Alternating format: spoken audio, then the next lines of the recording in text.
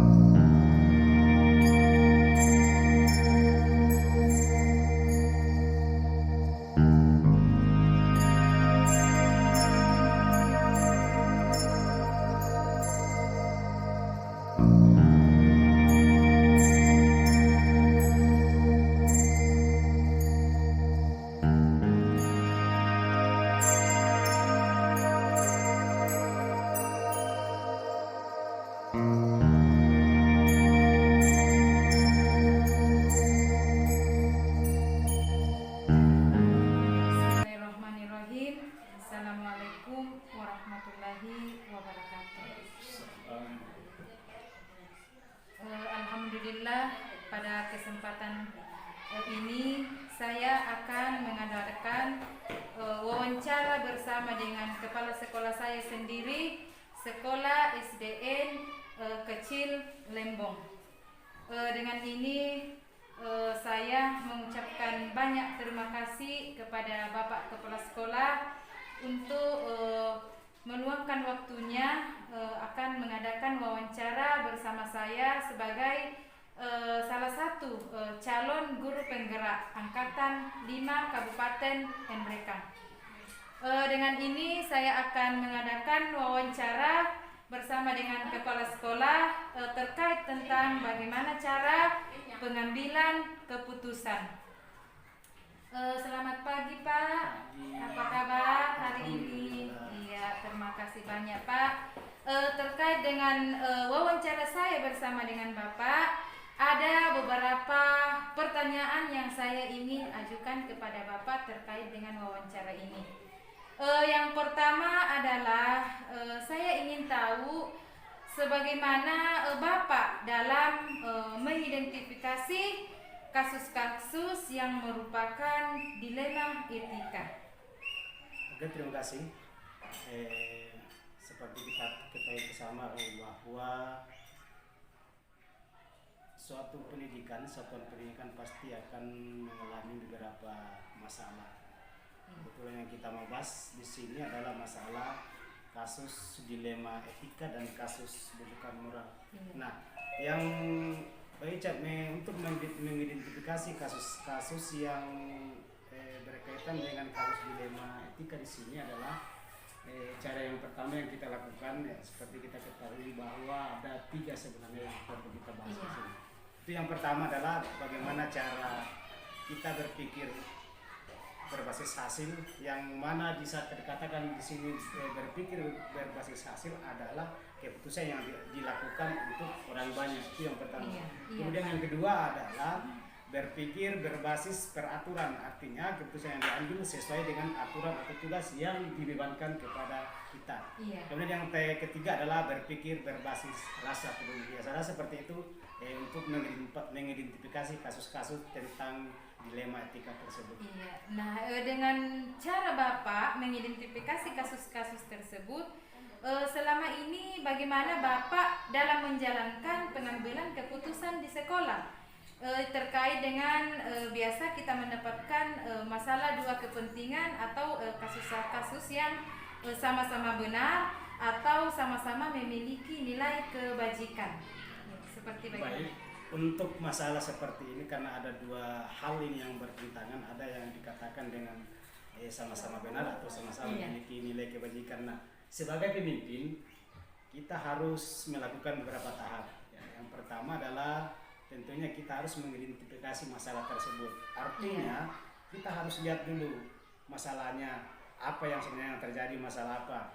Kemudian yang kedua, kita merumuskan tujuan yang akan kita lakukan atau tujuan yang ingin kita capai. Kemudian yang ketiga adalah mencari solusi, atau kita harus mencari solusi yang tepat untuk mengatasi masalah tersebut. Saya seperti itu cara melakukannya. Jadi seperti itu apa yang disampaikan oleh Bapak terkait dengan pengambilan keputusan yang secara bersama-sama benar. Kemudian langkah-langkah atau prosedur seperti apa yang biasa Bapak lakukan dalam pengambilan keputusan itu? Sebenarnya kalau dikatakan langkah-langkah ini kan sama berkatakan dengan cara-cara apa yang mesti kita lakukan. Sebenarnya banyak cara, tapi secara garis besarnya kita hanya akan karena kalau berdasarkan dengan apa yang pernah kita lakukan itu ada sebenarnya 9 langkah yang mesti kita lakukan. Tapi untuk yang ini ya kita hanya mengambil beberapa bagian daripada 9 langkah tersebut. Artinya dari 9 langkah itu kita bisa simpulkan, kita bisa perkecil menjadi 5 atau 4. Nah, yang pertama adalah seperti yang katakan tadi, yang pertama itu mengidentifikasi masalah sehingga kita dapat menyaring masalah yang benar-benar berhubungan dengan aspek moral, bukan norma sosial.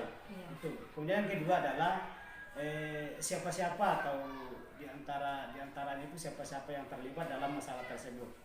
Yang kedua. Kemudian yang ketiga adalah mencari atau mengumpulkan fakta yang relevan atau fakta-fakta yang sesuai dengan masalah tersebut. Kemudian yang ketiga atau yang terakhir, yang keempat atau yang terakhir adalah menguji kebenaran atau kesalahan daripada masalah tersebut. Seperti itu. Iya, menarik sekali Pak. Dan kemudian hal-hal apa saja yang selama ini Bapak anggap efektif dalam cara Bapak mengambil keputusan terkait dengan kasus-kasus dilema? Ini berkaitan dengan masalah-masalah apa ya, berhubungan dengan masalah pribadi, tapi bisa juga kita ungkitkan tentang bagaimana cara kita menanggapi masalah tersebut. Mudah-mudahan dengan caranya ini bisa kita lakukan seperti yang saya katakan dari awal tadi, bahwa untuk menanggapi suatu masalah tentunya kita memiliki prinsip. Nah, prinsip yang pertama di sini kita lakukan adalah kita mampu melakukan artinya dalam mengambil keputusan tersebut kita harus berdasarkan pada prinsip-prinsip dalam pengambilan keputusan.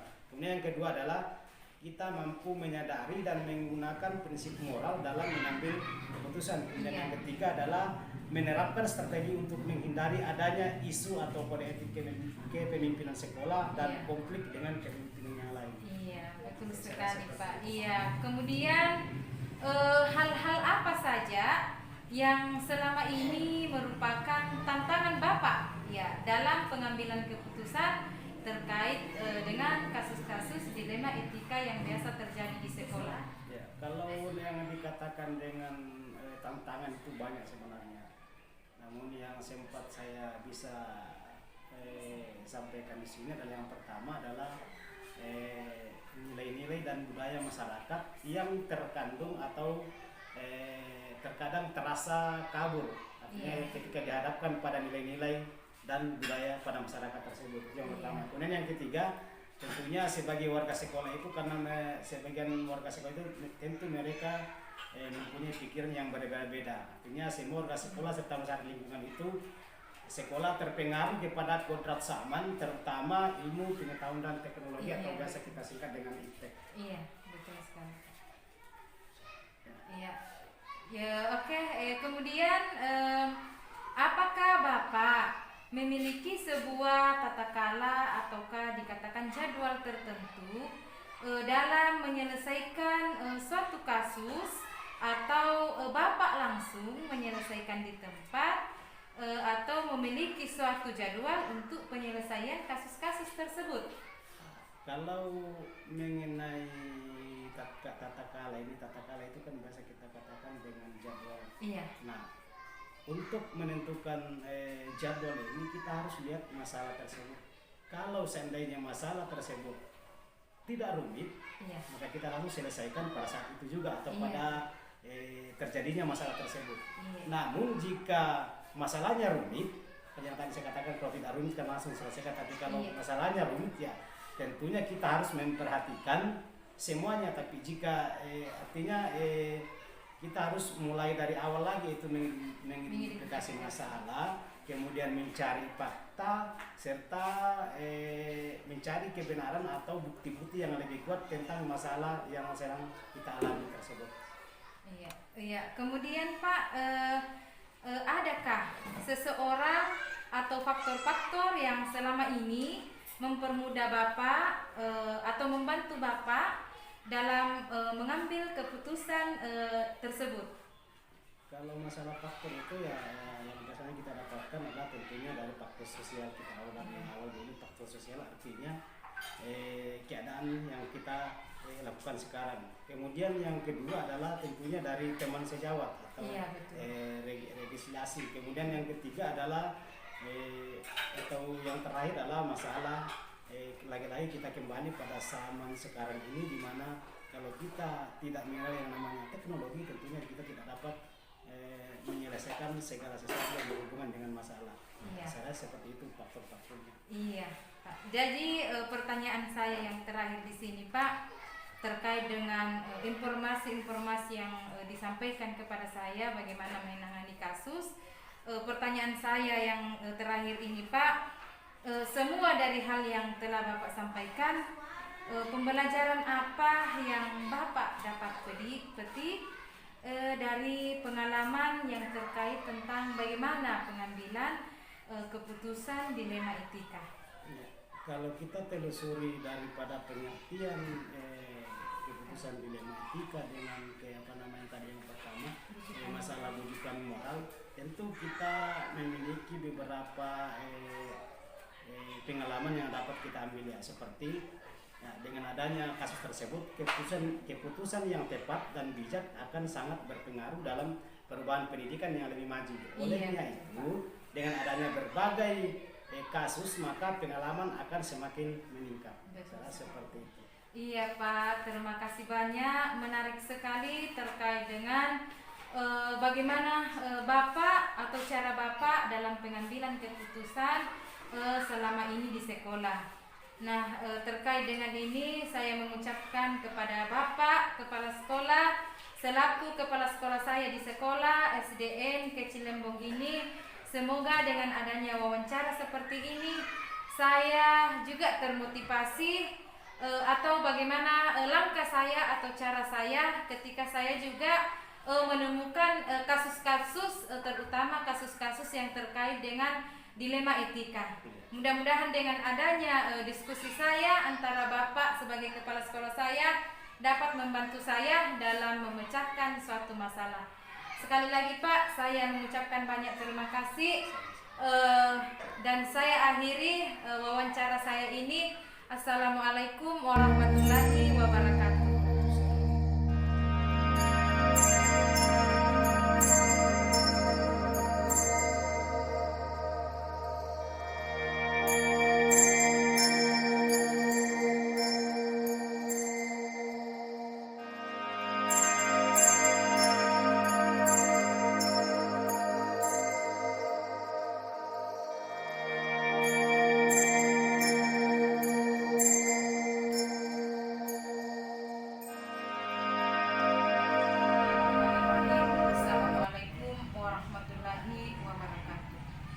Yang terhormat Bapak Fasilitator Bapak Mardianto, yang terhormat Bapak Muhammad Alwi sebagai pengajar praktik saya, yang terhormat Bapak Kepala Sekolah SDN 111 Pasaran. Baiklah, untuk kesempatan kali ini saya akan melakukan wawancara dengan salah satu kepala sekolah terkait dengan bagaimana cara pengambilan keputusan. Selamat pagi, Pak. Ya, bagaimana kabarnya, Pak? Alhamdulillah. Mohon maaf, Pak, atas waktunya, meluangkan waktunya kepada saya untuk mengadakan wawancara kepada Bapak terkait dengan bagaimana cara Bapak dalam mengambil keputusan yang terkait dengan kasus-kasus dilema etika. Ya. Yang pertama di sini yang saya ingin tanyakan kepada Bapak bahwa bagaimana Bapak dalam mengidentifikasi kasus-kasus yang merupakan kasus dilema etika, termasuk kasus-kasus yang biasa ada di sekolah Bapak.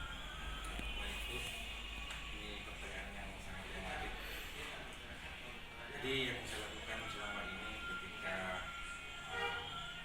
menemui kasus tentang dilema etika, yang pertama adalah mengenali nilai-nilai yang bertentangan, kemudian menentukan pihak siapa saja yang terlibat, selanjutnya mengajukan pengujian benar dan salah, dan setelah itu saya menggali tujuan apakah ini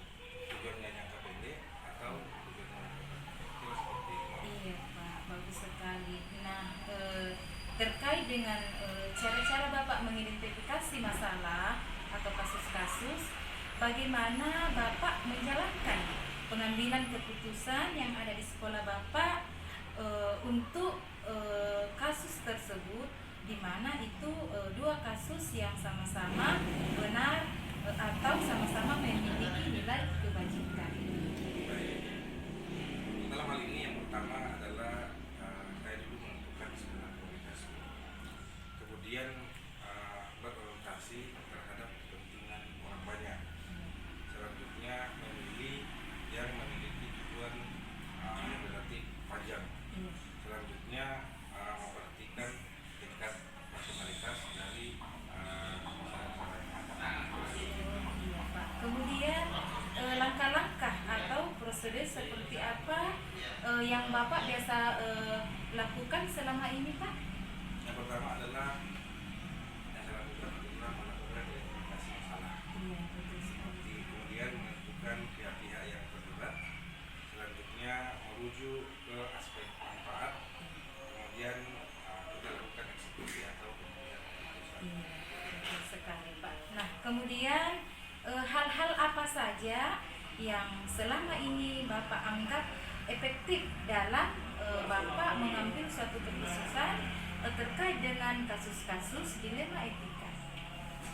Dalam hal seperti ini yang saya lakukan selama ini di sekolah adalah tentunya dalam pengambilan keputusan ini tidak serta-merta begitu saja. Jadi saya melakukan diskusi dengan teman-teman, dan ketika kita lakukan diskusi kan tentunya semua pihak bisa menerima, dan insya Allah hasilnya juga akan maksimal. Betul sekali, Pak. Kemudian hal-hal apa saja yang selama ini merupakan tantangan buat Bapak dalam pengambilan keputusan yang terkait dengan kasus-kasus dilema etika? Ya, dalam hal ini dilema etika itu adalah banyak pertentangan, sehingga ketika dalam pengambilan keputusan tentunya hal yang menjadi tantangannya adalah adanya pihak-pihak yang bertentangan ini merasa masalahnya itu kemudian selanjutnya adalah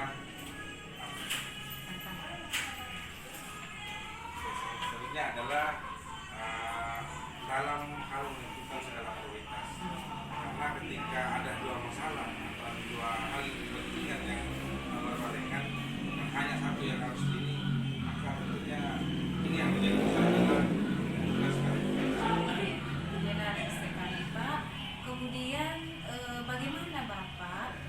Apakah Bapak memiliki sebuah tata cara atau jadwal dalam menyelesaikan suatu kasus, atau Bapak langsung menyelesaikan di tempat, atau seperti apa yang Bapak jalankan terkait dengan pengambilan keputusan?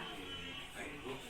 Dalam hal ini saya tidak memiliki jadwal tertentu, namun saya juga berupaya tidak menyelesaikan masalah di tempat. Jadi ketika ada persoalan, saya takut kemudian cari waktu lagi untuk melakukan penyelesaian. Dalam hal ini yang saya lakukan adalah tentunya lagi-lagi melalui diskusi dengan rekan-rekan yang ada di sana. Nah, kemudian terkait dengan apa yang dijelaskan tadi Bapak, adakah seseorang atau faktor-faktor apa yang selama ini mempermudah atau membantu Bapak dalam pengambilan keputusan tersebut? Kalau hal ini tentunya yang menjadi panutan saya juga memberikan dukungan selama ini, yaitu Bapak Pengawas. Dapat saya sebutkan Pak ya, Iya. untuk ini sekali itu sangat membantu saya ketika melakukan pengambilan keputusan, terutama mengenai kasus dilema etika. Iya. Seperti itu. Iya,